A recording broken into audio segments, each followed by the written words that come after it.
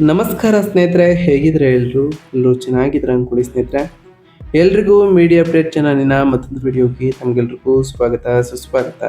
ಸ್ನೇಹಿತರೆ, ಈ 2026ರ ಈ ಒಂದು ವರ್ಷದಲ್ಲಿ ಜೂನ್ 18ರ ನಂತರ ಮೇಷ ರಾಶಿಯವರ ಭವಿಷ್ಯ ಹೇಗಿರಲಿದೆ, ಈ ಜೂನ್ ತಿಂಗಳಿನಲ್ಲಿ ಉಂಟಾದಂತಹ ಗ್ರಹ ಸಂಚಾರದ ಬದಲಾವಣೆಯು ಈ ರಾಶಿಯವರ ಜೀವನದಲ್ಲಿ ಏನೆಲ್ಲ ಬದಲಾವಣೆಗಳನ್ನು ತರಲಿದೆ, ಯಾವುದರಲ್ಲಿ ಶುಭವಾಗಲಿದೆ, ಯಾವುದರಲ್ಲಿ ಬಹಳ ಎಚ್ಚರಿಕೆಯನ್ನು ವಹಿಸಬೇಕು, ಅದರಲ್ಲೂ ನಿಮ್ಮ ಜೀವನದ ವಿವಿಧ ಅಂಶಗಳಾದಂತಹ ವೃತ್ತಿಯಾಗಿರ್ಬೋದು, ವೈವಾಹಿಕ ಜೀವನ, ಆರ್ಥಿಕ ಸ್ಥಿತಿ, ಕೌಟುಂಬಿಕ ಜೀವನ, ನಿಮ್ಮ ವ್ಯವಹಾರ ಮತ್ತು ಶಿಕ್ಷಣಕ್ಕೆ ಸಂಬಂಧಪಟ್ಟಂತೆಯೇ ಏನೆಲ್ಲ ಬದಲಾವಣೆಗಳನ್ನು ಕಾಣಲಿದ್ದೀರಿ, ಇರುವಂತಹ ಸಮಸ್ಯೆಗಳಿಗೆ ಏನೆಲ್ಲ ಪರಿಹಾರಗಳನ್ನು ಮಾಡಿದ್ರೆ ಒಳ್ಳೆಯದು ಎಂಬುದರ ಸಂಪೂರ್ಣ ಮಾಹಿತಿಯನ್ನು ಇದೇ ವಿಡಿಯೋದಲ್ಲಿ ತಿಳಿಸ್ಕೊಡ್ತಾ ಹೋಗ್ತಾನೆ ಸ್ನೇಹಿತರೆ. ಅದರಿಂದ ವಿಡಿಯೋನ ಸ್ಕಿಪ್ ಮಾಡದೆ ಇಲ್ಲಿಂದ ಕೊನೆ ತನಕ ನೋಡ್ತಾ ಬನ್ನಿ. ಸ್ಕಿಪ್ ಮಾಡಿ ವಿಡಿಯೋ ನೋಡೋದ್ರಿಂದ ನಿಮಗೆ ಫುಲ್ ಆಗಿ ಇನ್ಫಾರ್ಮೇಷನ್ ಅರ್ಥ ಆಗೋದಿಲ್ಲ. ಸೊ ಪ್ರತಿಯೊಂದು ವಿಡಿಯೋದಲ್ಲೂ ಹೇಳೋದಿಷ್ಟೇ, ವಿಡಿಯೋನ ಸ್ಕಿಪ್ ಮಾಡದೆ ಕೊನೆ ತನಕ ನೋಡಿ. ಹಾಗೆ ನಮ್ಮ ಈ ವಿಡಿಯೋ ಇಷ್ಟ ಆಗಿತ್ತು ಅಂದರೆ ವಿಡಿಯೋಗೆ ಒಂದು ಲೈಕ್ ಮಾಡಿ ಸ್ನೇಹಿತರೆ. ಯಾರೇನೋ ಚಾನಲ್ನ ಸಬ್ಸ್ಕ್ರೈಬ್ ಮಾಡ್ಕೊಳ್ಳದೆ ವಿಡಿಯೋನ ನೋಡ್ತಿದ್ದೀರಾ ಅವರು ಈಗಲೇ ಸಬ್ಸ್ಕ್ರೈಬ್ ಮಾಡ್ಕೊಳ್ಳಿ. ಸಬ್ಸ್ಕ್ರೈಬ್ ಮಾಡ್ಕೊಂಡು ಪ್ರತಿನಿತ್ಯ ವಿಡಿಯೋ ವಾಚ್ ಮಾಡ್ತಿರೋರಿಗೆ ಥ್ಯಾಂಕ್ ಯು ಸೋ ಮಚ್ ಅಂತ ಹೇಳ್ತಾ, ಹಾಗಾದರೆ ಈ ಮೇಷ ರಾಶಿಯವರಿಗೆ ಈ ಜೂನ್ ತಿಂಗಳು ಏನೆಲ್ಲ ಬದಲಾವಣೆಗಳನ್ನು ತರಲಿದೆ, ಜೂನ್ 18ರ ನಂತರ ಯಾವ ರೀತಿಯ ಶುಭ ಫಲಿತಾಂಶಗಳನ್ನು ಕಾಣಲಿದ್ದೀರಿ ಎಂಬುದನ್ನು ಒಂದೊಂದಾಗಿ ನೋಡ್ತಾ ಬರೋಣ ಸ್ನೇಹಿತರೆ. ಜೂನ್ 2026 ಜೀವನದ ಹೊಸ ಅಧ್ಯಾಯದ ಆರಂಭವನ್ನು ಈ ಮೇಷ ರಾಶಿಯವರಿಗೆ ಸೂಚಿಸಲಿದೆ. ನೀವು ಹಲವು ವರ್ಷಗಳಿಂದ ಕಾಯ್ತಿದ್ದಂತಹ ಸ್ಥಿರತೆ ಅಂತಿಮವಾಗಿ ಈ ತಿಂಗಳು ಸಾಕಾರಗೊಳ್ತಾ ಬಂದಿದೆ ಅಂತಲೇ ಅನ್ಕೋಬೋದು. ಏಕೆಂದರೆ ನಿರ್ದಿಷ್ಟವಾಗಿ ಹೇಳೋದಾದರೆ ಜೂನ್ 2ರಂದಿಯೇ ನಿಮ್ಮ 9ನೇ ಮನೆಯ ಅಧಿಪತಿ ಗುರುವು ತನ್ನ ಉಚ್ಚ ರಾಶಿಯಾದಂತಹ ಕಟಕ ರಾಶಿಗೆ ಆಲ್ರೆಡಿ ಪ್ರವೇಶವನ್ನು ಮಾಡಿರುವ ಕಾರಣ ಇದು ನಿಮಗೆ ಭವ್ಯವಾದ ಯೋಗದ ರೀತಿಯಲ್ಲಿ ಕಾರ್ಯವನ್ನು ನಿರ್ವಹಿಸಲಿದೆ. ಈ ಸಕಾರಾತ್ಮಕ ಶಕ್ತಿಗೆ ಪೂರಕವಾಗಿ ಜೂನ್ 15ರಿಂದ ನಿಮ್ಮ 3ನೇ ಮನೆಯಲ್ಲಿ ಸೂರ್ಯನ ಸಂಚಾರವೂ ಕೂಡ ಉಂಟಾಗುವ ಕಾರಣ ನಿಮ್ಮ ಹೋರಾಟದ ಮನೋಭಾವವನ್ನು ಇದು ಇನ್ನಷ್ಟು ಹೆಚ್ಚಿಸಲಿದೆ. ಯಾವುದೇ ಕೆಲಸವನ್ನು ಯಶಸ್ವಿಯಾಗಿ ಪೂರ್ಣಗೊಳಿಸಲು ಇದು ಅನುವು ಮಾಡಿಕೊಡುತ್ತದೆ. ಜೂನ್ 21ರವರೆಗೆ ನಿಮ್ಮ ರಾಶಿಯಲ್ಲಿರುವ ಮಂಗಳನು ಅಪಾರ ಚೈತನ್ಯವನ್ನು ನೀಡಿದರೂ ಅನಗತ್ಯ ಕಿರಿಕಿರಿಯನ್ನು ಹೆಚ್ಚಿಸುವಂತಹ ಸಾಧ್ಯತೆಯೂ ಕೂಡ ಇರಲಿದೆ. ಅದರಿಂದ ಮನಸ್ಸನ್ನು ಶಾಂತವಾಗಿರಿಸಿಕೊಳ್ಳುವುದು ಈ ತಿಂಗಳನ್ನು ನಿಮಗೆ ಸುವರ್ಣವಾಗಿ ಇರಿಸಲಿದೆ ಅಂತಲೇ ಹೇಳ್ಬೋದು. ಹಾಗಾದರೆ ಈ ಜೂನ್ ತಿಂಗಳಿನಲ್ಲಿ ಮೇಷ ರಾಶಿಯವರಿಗೆ ಇರತಕ್ಕಂತಹ ಪ್ರಮುಖ ಗ್ರಹ ಸಂಚಾರಗಳೇನು, ಗ್ರಹ ಸಂಚಾರಗಳ ಪ್ರಭಾವ ಹೇಗಿರಲಿದೆ ಎಂಬುದನ್ನು ಒಂದೊಂದಾಗಿ ನೋಡ್ತಾ ಬರೋಣ ಸ್ನೇಹಿತರೆ. ಮೊದಲನೇದಾಗಿ ಗುರುಗ್ರಹದ ವಿಚಾರಕ್ಕೆ ಬರೋದಾದ್ರೆ 4ನೇ ಮನೆಯ ಹುಚ್ಚ ಸ್ಥಾನದಲ್ಲಿ ಜೂನ್ 2ರಂದು ಆಲ್ರೆಡಿ ಪ್ರವೇಶವನ್ನು ಮಾಡಿರತಕ್ಕಂತಹ ಗುರುವು ರಿಯಲ್ ಎಸ್ಟೇಟ್ ಖರೀದಿ, ಮಾತೃಸುಖ ಮತ್ತು ಮಾನಸಿಕ ಶಾಂತಿ ಮತ್ತು ಮನೆಯಲ್ಲಿ ಶುಭ ಕಾರ್ಯಗಳ ವಿಚಾರದಲ್ಲಿ ಸಾಕಷ್ಟು ಪ್ರಭಾವವನ್ನು ಗುರುವು ಬೀರಲಿದ್ದಾರೆ. ಇನ್ನು ಸೂರ್ಯಗ್ರಹದ ವಿಚಾರಕ್ಕೆ ಬರೋದಾದ್ರೆ 2 ಮತ್ತು 3ನೇ ಮನೆಯಲ್ಲಿ ಈ ತಿಂಗಳು ಸೂರ್ಯನು ಸಂಚಾರವನ್ನು ಮಾಡಲಿದ್ದು ಜೂನ್ 15ರವರೆಗೆ 2ನೇ ಮನೆಯಲ್ಲಿ ಮಿಶ್ರ ಫಲಿತಾಂಶಗಳನ್ನು ಸೂರ್ಯನು ತರ್ತಾ ಬಂದರೆ, ಅದಾದ ನಂತರ 3ನೇ ಮನೆಗೆ ಪ್ರವೇಶವನ್ನು ಮಾಡಿದ ನಂತರ ಕೈಗೊಂಡ ಕಾರ್ಯಗಳಲ್ಲಿ ಸಂಪೂರ್ಣ ಯಶಸ್ಸನ್ನು ಈ ಟೈಮ್ನಲ್ಲಿ, ಅದರಲ್ಲೂ ಈ ಜೂನ್ 18ರ ನಂತರ ಸೂರ್ಯನ ಪ್ರಭಾವದಿಂದ ಸಂಪೂರ್ಣ ಯಶಸ್ಸನ್ನು ನಿಮ್ಮ ಕಾರ್ಯಗಳಲ್ಲಿ ಕಾಣಲಿದ್ದೀರಿ. ಹಾಗೆ ನಿಮ್ಮ ಧೈರ್ಯ ಮತ್ತು ಕೀರ್ತಿಯು ಕೂಡ ಇದೇ ಟೈಮ್ನಲ್ಲಿ ಹೆಚ್ಚಾಗಲಿದೆ. ಇನ್ನು ಮಂಗಳ ಗ್ರಹದ ವಿಚಾರಕ್ಕೆ ಬರೋದಾದರೆ 1ನೇ ಮನೆ ಮತ್ತು 2ನೇ ಮನೆಯಲ್ಲಿ ಮಂಗಳನು ಈ ತಿಂಗಳು ಸಂಚಾರವನ್ನು ಮಾಡಲಿದ್ದು ಜೂನ್ 21ರವರೆಗೆ ನಿಮ್ಮ ರಾಶಿಯಲ್ಲಿ ಚೈತನ್ಯ ಮತ್ತು ದೃಢತೆಯನ್ನು ಮಂಗಳನು ತರ್ತಾ ಬಂದರೆ, ಅದಾದ ನಂತರ 2ನೇ ಮನೆಗೆ ಅಂದರೆ ವೃಷಭ ರಾಶಿಗೆ ಪ್ರವೇಶವನ್ನು ಮಾಡತಕ್ಕಂತಹ ಮಂಗಳನು ಕುಟುಂಬದಲ್ಲಿ ವಾದ ವಿವಾದಗಳ ಸಾಧ್ಯತೆಯನ್ನು ತರಲಿದ್ದಾರೆ. ಅದರಿಂದ ಬಹಳ ಎಚ್ಚರಿಕೆಯಿಂದ ಇರುವುದು ಕೂಡ ಸೂಕ್ತ.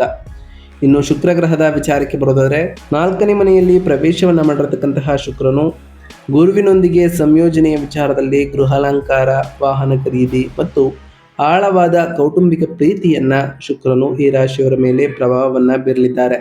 ಇನ್ನು ಬುಧ ಗ್ರಹದ ವಿಚಾರಕ್ಕೆ ಬರೋದಾದರೆ 3 ಮತ್ತು 4ನೇ ಮನೆಯಲ್ಲಿ ಬುಧನು ಈ ತಿಂಗಳು ಸಂಚಾರವನ್ನು ಮಾಡಲಿದ್ದು ಚಾಣಾಕ್ಷ ನಿರ್ಧಾರಗಳನ್ನು ಈ ತಿಂಗಳು ಈ ರಾಶಿಯವರು ತೆಗೆದುಕೊಳ್ಳಲಿದ್ದು ಜೂನ್ 22ರಂದು 4ನೇ ಮನೆಯಲ್ಲಿ ಸ್ಥಳಾಂತರಗೊಳ್ಳುವುದು ವಿದ್ಯಾರ್ಥಿಗಳು ಮತ್ತು ಸಂವಹನ ವೃತ್ತಿಪರರಿಗೆ ಉನ್ನತ ಯಶಸ್ಸನ್ನು ಬುಧನ ಸಂಚಾರವು ಈ ರಾಶಿಯವರಿಗೆ ತರಲಿದೆ. ಇನ್ನು ಶನಿ ಗ್ರಹದ ವಿಚಾರಕ್ಕೆ ಬರೋದಾದರೆ 12ನೇ ಮನೆಯ ಮೀನ ರಾಶಿಯಲ್ಲಿ ಯಥಸ್ಥಿತಿಯಲ್ಲಿ ಇರತಕ್ಕಂತಹ ಶನಿಯು ವಿದೇಶಿ ಪ್ರಯಾಣಕ್ಕೆ ಅನುಕೂಲಕರವಾಗಿ ಇರಲಿದ್ದಾರೆ. ಆಸ್ಪತ್ರೆ ಭೇಟಿಗಳು ಅಥವಾ ಆಧ್ಯಾತ್ಮಿಕ ಉದ್ದೇಶಗಳಿಗಾಗಿ ಸಂಭವನೀಯ ಖರ್ಚುಗಳು ಕೂಡ ಇದೇ ಟೈಮ್ನಲ್ಲಿ ಉಂಟಾಗಲಿದೆ. ಇನ್ನು ಈ ರಾಶಿಯವರ ವೃತ್ತಿ ಮತ್ತು ಉದ್ಯೋಗದ ವಿಚಾರಕ್ಕೆ ಬರೋದಾದ್ರೆ, ನಿಮ್ಮ ವೃತ್ತಿಯ ಅಧಿಪತಿಯಾದಂತಹ ಶನಿಯು 12ನೇ ಮನೆಯಲ್ಲಿ ಇದ್ರೂ ಈ ತಿಂಗಳು ಗ್ರಹಗಳ ಬೆಂಬಲವು ಸಂಪೂರ್ಣವಾಗಿ ನಿಮ್ಮ ಪರವಾಗಿ ಇರಲಿದೆ. ಜೂನ್ 15ರಂದು ಸೂರ್ಯನು 3ನೇ ಮನೆಗೆ ಪ್ರವೇಶವನ್ನ ಮಾಡುವುದು ಉದ್ಯೋಗಸ್ಥರಿಗೆ ಅತ್ಯಂತ ಶುಭ ಬೆಳವಣಿಗೆಯನ್ನ ತರಲಿದೆ. ದೀರ್ಘಕಾಲದಿಂದ ಬಾಕಿ ಉಳಿದಿರುವಂತಹ ಬಡ್ತಿ ಅಥವಾ ಇಂಕ್ರಿಮೆಂಟ್ಗಳು ಅಂತಿಮವಾಗಿ, ಅದರಲ್ಲೂ ಈ ಜೂನ್ 18ರ ನಂತರ ಕೈಗೊಳ್ಳಲಿದೆ ಅಂತಲೇ ಹೇಳ್ಬೋದು. ಕೆಲಸದ ಸ್ಥಳದಲ್ಲಿ ನಿಮ್ಮ ನಾಯಕತ್ವದ ಗುಣಗಳು ಹೊಳೆಯಲಿದ್ದು ಮತ್ತು ನಿಮ್ಮ ಸಹೋದ್ಯೋಗಿಗಳು ಸಂಪೂರ್ಣ ಸಹಕಾರವನ್ನು ಕೂಡ ನೀಡಲಿದ್ದಾರೆ.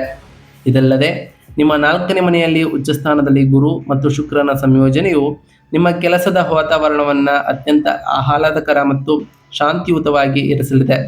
ವಿದೇಶಕ್ಕೆ ಪ್ರಯಾಣಿಸಲು ಬಯಸುವವರು ಅಥವಾ ವೃತ್ತಿಪರ ವರ್ಗಾವಣೆಯನ್ನು ಬಯಸುವವರಿಗೆ ತಿಂಗಳ ಕೊನೆಯಲ್ಲಿ ಅತ್ಯುತ್ತಮವಾದಂತಹ ಅವಕಾಶಗಳು ಕೂಡ ಲಭ್ಯವಾಗಲಿದೆ. ಮಂಗಳನು ಜೂನ್ 21ರವರೆಗೆ ನಿಮ್ಮ ರಾಶಿಯಲ್ಲಿ ಇರುವುದರಿಂದ ಸಹೋದ್ಯೋಗಿಗಳೊಂದಿಗೆ ವಾದಗಳನ್ನು ತಪ್ಪಿಸುವುದು ಮತ್ತು ನಿಮ್ಮ ಕಾರ್ಯಕ್ಷಮತೆಯ ಮೂಲಕ ನಿಮ್ಮ ಸಾಮರ್ಥ್ಯವನ್ನು ಸಾಬೀತುಪಡಿಸುವುದು ಕೂಡ ಈ ರಾಶಿಯವರಿಗೆ ಬಹಳಷ್ಟು ಉತ್ತಮವಾಗಿರಲಿದೆ ಅಂತಲೇ ಹೇಳ್ಬೋದು. ಇನ್ನು ಈ ರಾಶಿಯವರ ವ್ಯಾಪಾರ ಮತ್ತು ಸ್ವಯಂ ಉದ್ಯೋಗದ ವಿಚಾರಕ್ಕೆ ಬರೋದಾದರೆ, ವ್ಯಾಪಾರದ ವಿಚಾರದಲ್ಲಿ ಈ ಜೂನ್ ತಿಂಗಳು ಒಂದು ಹಬ್ಬ ಅಂತಲೇ ಹೇಳ್ಬೋದು. ಅದರಲ್ಲೂ ರಿಯಲ್ ಎಸ್ಟೇಟ್, ನಿರ್ಮಾಣ ವಲಯ, ಆಟೋಮೊಬೈಲ್ ಮಾರಾಟ ಮತ್ತು ಇಂಟೀರಿಯರ್ ಡಿಸೈನಿಂಗ್ನಲ್ಲಿ ತೊಡಗಿಸಿಕೊಂಡಿರುವವರಿಗೆ 4ನೇ ಮನೆಯಲ್ಲಿ ಉಚ್ಚ ಸ್ಥಾನದಲ್ಲಿ ಗುರು ಮತ್ತು ಶುಕ್ರನ ಸಂಯೋಗವು ಅಪಾರವಾದಂತಹ ಆರ್ಥಿಕ ಲಾಭಗಳನ್ನು ಸುರಿಯಲಿದೆ. ಅದರಲ್ಲೂ ಈ ಜೂನ್ 18ರ ನಂತರವೂ ಕೂಡ ಹೊಸ ಹೂಡಿಕೆಗಳನ್ನು ಮಾಡಲು ಅಥವಾ ನಿಮ್ಮ ವ್ಯಾಪಾರದ ಹೆಜ್ಜೆ ಗುರುತನ್ನು ವಿಸ್ತರಿಸಲು ಈ ತಿಂಗಳು ಬಹಳ ಅನುಕೂಲಕರವಾಗಿರಲಿದೆ. ಸೂರ್ಯನು 3ನೇ ಮನೆಯಲ್ಲಿ ಇರುವುದರಿಂದ ಗುತ್ತಿಗೆದಾರರಿಗೆ ಸರ್ಕಾರಿ ಟೆಂಡರ್ಗಳು ಪಡೆಯುವಂತಹ ಉತ್ತಮ ಅವಕಾಶಗಳು ಸಿಗಲಿದ್ದು, ಸಮಾಜದಲ್ಲಿ ಹೆಚ್ಚು ಪ್ರಭಾವಶಾಲಿ ವ್ಯಕ್ತಿಗಳೊಂದಿಗೆ ನೀವು ಸಂಪರ್ಕವನ್ನು ಸ್ಥಾಪಿಸಲಿದ್ದೀರಿ. ಏಜೆನ್ಸಿಗಳು ನಡೆಸುತ್ತಿರುವವರಿಗೆ ಅಥವಾ ಸಂವಹನ ವಲಯದಲ್ಲಿ ಕೆಲಸವನ್ನು ಮಾಡುತ್ತಿರುವವರು ಬುಧನ ಬೆಂಬಲದಿಂದ, ಅದರಲ್ಲೂ ಜೂನ್ 22ರ ನಂತರ ಲಾಭದಾಯಕ ಹೊಸ ಒಪ್ಪಂದಗಳನ್ನು ಅಂತಿಮಗೊಳಿಸಲಿದ್ದೀರಿ. ಇನ್ನು ಆರ್ಥಿಕ ಸ್ಥಿತಿ ಮತ್ತು ಸಂಪತ್ತಿನ ವಿಚಾರಕ್ಕೆ ಬರೋದಾದರೆ, ಆರ್ಥಿಕವಾಗಿ ಈ ತಿಂಗಳು ನೀವು ಅಗಾಧವಾದಂತಹ ಪ್ರಗತಿಯನ್ನು ಈ ತಿಂಗಳಿನಲ್ಲಿ ಕಾಣಲಿದ್ದೀರಿ. ಜೂನ್ 2ರಂದು ಗುರುವು ಉಚ್ಚಸ್ಥಾನವನ್ನು ಪಡೆಯುವುದು ಸುಗಮ ಮತ್ತು ಸ್ಥಿರವಾದ ಹಣದ ಹರಿವನ್ನು ಖಚಿತಪಡಿಸಲಿದೆ. ಆಸ್ತಿ ವಹಿವಾಟುಗಳ ಮೂಲಕ ನೀವು ಗಣನೀಯ ಲಾಭಗಳನ್ನು ಕೂಡ ಗಳಿಸಲಿದ್ದೀರಿ. ನಿಮ್ಮ ಹಿಂದಿನ ಹೂಡಿಕೆಗಳು ಅಸಾಧಾರಣವಾದಂತಹ ಆದಾಯವನ್ನು ನೀಡಲಿದೆ. ಗೃಹೋಪಯೋಗಿ ವಸ್ತುಗಳು ಅಥವಾ ಹೊಸ ವಾಹನ ಸೇರಿದಂತೆ ನಿಮ್ಮ ಮನೆಗೆ ಅಗತ್ಯವಿರುವ ಐಷಾರಾಮಿ ವಸ್ತುಗಳನ್ನು ಸಹ ನೀವು ಖರೀದಿಸಬಹುದಾಗಿದೆ. ಜೂನ್ 21ರಂದು ಮಂಗಳನು ನಿಮ್ಮ 2ನೇ ಮನೆಗೆ ಪ್ರವೇಶಿಸಿದ ನಂತರ ಹಠಾತ್ ಖರ್ಚುಗಳು ಎದುರಾಗಬಹುದು. ಆಸ್ತಿ ನೋಂದಣಿಗಾಗಿ ಅಥವಾ ಕುಟುಂಬದಲ್ಲಿನ ಶುಭ ಸಮಾರಂಭಕ್ಕಾಗಿ ನೀವು ಉಳಿತಾಯದ ಹಣವನ್ನು ಕೂಡ ಖರ್ಚು ಮಾಡಬೇಕಾಗಬಹುದು. ಜೂನ್ ಕೊನೆಯ ವಾರದಲ್ಲಿ ಯಾರಿಗೂ ದೊಡ್ಡ ಮೊತ್ತದ ಹಣವನ್ನು ಸಾಲವಾಗಿ ನೀಡೋದನ್ನು ಈ ರಾಶಿಯವರು ತಪ್ಪಿಸಬೇಕಾಗಿರ್ತದೆ. ಇನ್ನು ಆರೋಗ್ಯ ಮತ್ತು ಯೋಗಕ್ಷೇಮದ ವಿಚಾರಕ್ಕೆ ಬರೋದಾದರೆ, ನಿಮ್ಮ ರಾಶಿ ಅಧಿಪತಿಯಾದಂತಹ ಮಂಗಳನು ಜೂನ್ 21ರವರೆಗೆ ನಿಮ್ಮ ಜನ್ಮ ರಾಶಿಯಲ್ಲಿ ಸಂಚಾರವನ್ನು ಮಾಡುವ ಕಾರಣ ನೀವು ಅಸಾಧಾರಣ ದೈಹಿಕ ಶಕ್ತಿಯನ್ನು ಹೊಂದಿರುತ್ತೀರಿ. ಸುಲಭವಾಗಿ ದಣಿಯದೆ ಕಠಿಣ ಕಾರ್ಯಗಳನ್ನು ಕೂಡ ನಿಭಾಯಿಸಬಲ್ಲವರಾಗಿರ್ತೀರಿ. ಆದರೆ ಮಂಗಳನು ಉಷ್ಣ ಗ್ರಹವಾಗಿ ಇರುವುದರಿಂದ ಇದು ದೇಹದ ಉಷ್ಣತೆ, ಕಣ್ಣುಗಳಲ್ಲಿ ಹುರಿ ಅಥವಾ ನಿದ್ರಾಹೀನತೆಯಂತಹ ಉಷ್ಣ ಸಂಬಂಧಪಟ್ಟಂತಹ ಅಸ್ವಸ್ಥತೆಗಳಿಗೆ ಕಾರಣವಾಗಬಹುದು. 4ನೇ ಮನೆಯಲ್ಲಿರುವಂತಹ ಗುರುವು ಅಪಾರ ಮಾನಸಿಕ ಶಾಂತಿಯನ್ನು ಕರುಣಿಸಲಿದ್ದು, ಧ್ಯಾನ ಮತ್ತು ಯೋಗದ ಕಡೆಗೆ ನೀವು ಒಲವನ್ನು ತೋರಲಿದ್ದೀರಿ. ಜೂನ್ 21ರ ನಂತರ ಮಂಗಳನು 2ನೇ ಮನೆಗೆ ಹೋದಾಗ ಬಾಯಿಯ ಹುಣ್ಣು ಅಥವಾ ಅಲ್ಲಿನ ಸಮಸ್ಯೆಗಳು ಕಾಣಿಸಿಕೊಳ್ಬೋದು. ಪೌಷ್ಟಿಕಾಂಶಯುತವಾದಂತಹ ಆಹಾರವನ್ನು ಸೇವಿಸುವುದು ಮತ್ತು ಸಮಯಕ್ಕೆ ಸರಿಯಾಗಿ ನಿದ್ರಿಸುವುದು ನಿಮ್ಮ ಯೋಗಕ್ಷೇಮವನ್ನು ಕಾಪಾಡಲು ಬಹಳಷ್ಟು ಸಹಾಯವನ್ನು ಮಾಡಲಿದೆ. ಇನ್ನು ಕುಟುಂಬ ಮತ್ತು ವೈಯಕ್ತಿಕ ಸಂಬಂಧಗಳ ವಿಚಾರಕ್ಕೆ ಬರೋದಾದರೆ, ಈ ಜೂನ್ ತಿಂಗಳಿನಲ್ಲಿ ನಿಮ್ಮ ಕೌಟುಂಬಿಕ ಜೀವನಕ್ಕೆ ನಿಜವಾದ ಆಶೀರ್ವಾದ ಅಂತಲೇ ಹೇಳ್ಬೋದು. ಸುಖ ಸ್ಥಾನದ ಮೂಲಕ ಉಚ್ಚ ಸ್ಥಾನದಲ್ಲಿ ಗುರು ಮತ್ತು ಶುಕ್ರನ ಸಂಚಾರವು ನಿಮ್ಮ ಮನೆಯಲ್ಲಿ ಸಂತೋಷಕರ ಮತ್ತು ಸ್ವಾಗತಾರ್ಹ ವಾತಾವರಣವನ್ನು ಸೃಷ್ಟಿಸಲಿದೆ. ನಿಮ್ಮ ತಾಯಿಯ ಆರೋಗ್ಯದಲ್ಲಿ ಗಮನಾರ್ಹವಾದಂತಹ ಸುಧಾರಣೆಯನ್ನು ಕೂಡ ಕಾಣಲಿದ್ದೀರಿ. ಮನೆಯಲ್ಲಿ ರೋಮಾಂಚಕ ಮತ್ತು ಉತ್ಸಾಹಭರಿತವನ್ನಾಗಿ ಈ ನಿಮ್ಮ ಆಗಮನವು ಮಾಡಲಿದೆ. ವಿವಾಹ ಸಂಬಂಧಗಳನ್ನು ಹುಡುಕುತ್ತಿರುವವರಿಗೆ ಅತ್ಯುತ್ತಮವಾದಂತಹ ಸಂಬಂಧಗಳು ಕೂಡ ಒದಗಿ ಬರಲಿದೆ. ಅದರಲ್ಲೂ ಈ ತಿಂಗಳ ಅಂತ್ಯದಲ್ಲಿ ಬಹಳ ಎಚ್ಚರಿಕೆಯಿಂದ ಇರಬೇಕು ಅಂತಲೇ ಹೇಳ್ಬೋದು. ಏಕೆಂದರೆ ಜೂನ್ 21ರಂದು ಮಂಗಳನು ಮಾತಿನ ಸ್ಥಾನವಾದ 2ನೇ ಮನೆಗೆ ಪ್ರವೇಶವನ್ನು ಮಾಡುವ ಕಾರಣ ನಿಮ್ಮ ಭಾಷೆಯಲ್ಲಿ ಅರಿವಿಲ್ಲದೆ ಕಠಿಣತೆ ನುಸುಳಬಹುದು. ಸಣ್ಣ ಪುಟ್ಟ ವಿಷಯಗಳಿಗೂ ಕೂಡ ನಿಮ್ಮ ಸಂಗಾತಿಯೊಂದಿಗೆ ಘರ್ಷಣೆಗಳಿಗೆ ಕಾರಣವಾಗಬಹುದು. ಅವರು ನಿಮ್ಮ ಮಾತೇಕೆ ಕೇಳಬಾರದು ಎಂಬ ಅಹಂಕಾರದ ಮನೋಭಾವವನ್ನು ಬದಿಗಿಟ್ಟು ರಾಜಿ ಮಾಡಿಕೊಳ್ಳುವುದನ್ನು ಕಲಿಯುವುದು ಕೌಟುಂಬಿಕ ಸಾಮರಸ್ಯವನ್ನು ಕಾಪಾಡಲಿದೆ ಅಂತಲೇ ಹೇಳ್ಬೋದು. ಇನ್ನು ಶಿಕ್ಷಣ ಮತ್ತು ವಿದ್ಯಾರ್ಥಿಗಳ ವಿಚಾರಕ್ಕೆ ಬರೋದಾದರೆ, ನಿಮ್ಮ ವಿದ್ಯಾಸ್ಥಾನದ ಮೂಲಕ ಗುರು ಮತ್ತು ಬುಧನ ಸಂಚಾರವು ವಿದ್ಯಾರ್ಥಿಗಳಿಗೆ ಅಪ್ರತಿಮವಾದ ಏಕಾಗ್ರತೆಯನ್ನು ಕರುಣಿಸಲಿದೆ. ಉನ್ನತ ಶಿಕ್ಷಣಕ್ಕಾಗಿ ಅರ್ಜಿ ಸಲ್ಲಿಸುತ್ತಿರುವವರು ಅಥವಾ ವಿದೇಶದಲ್ಲಿ ವ್ಯಾಸಂಗ ಮಾಡಲು ಬಯಸುವವರು ತಾವು ಬಯಸಿದ ವಿಶ್ವವಿದ್ಯಾಲಯಗಳಲ್ಲಿ ಪ್ರವೇಶವನ್ನು ಪಡೆಯಲಿದ್ದಾರೆ. ಸ್ಪರ್ಧಾತ್ಮಕ ಪರೀಕ್ಷೆಗಳಿಗೆ ತಯಾರಿ ನಡೆಸುವಂತಹ ವಿದ್ಯಾರ್ಥಿಗಳಿಗೂ ಕೂಡ ಈ ಜೂನ್ 15ರ ನಂತರ ಸೂರ್ಯನ ಅನುಕೂಲಕರವಾದಂತಹ ಪ್ರಭಾವವು ನಿಮ್ಮ 3ನೇ ಮನೆಯ ಸಂಚಾರದಿಂದಾಗಿ ಬಹಳ ವಿಜಯಶಾಲಿಯಾಗ್ತೀರಿ. ಉತ್ತಮವಾದಂತಹ ಫಲಿತಾಂಶಗಳು ಕೂಡ ಸಿಗಲಿದೆ ಅಂತಲೇ ಹೇಳ್ಬೋದು.